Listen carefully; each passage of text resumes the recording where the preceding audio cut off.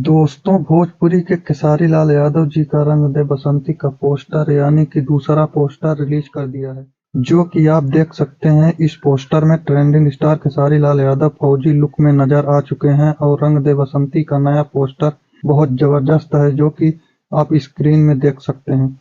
और ये वाला रंग दे बसंती का पोस्टर अलग क्वालिटी का नजर आया है दोस्तों। और दोस्तों, रंग दे बसंती का सबसे बड़ी खुशखबरी है कि इस फिल्म का टीजर इस महीने के अंत में आने वाला है। दोस्तों, आपको बता दूं कि टीजर इस चैनल से आएगा तो SRK म्यूजिक के यूट्यूब चैनल से आएगा, और फिल्म के ट्रेलर को अगले साल यानी कि नए साल 2024 में ट्रेलर आपको देखने को मिलेगा। फिल्म को अगले साल 2024 में किसी महीने में रिलीज डेट तारीख सब बता दिया जाएगा।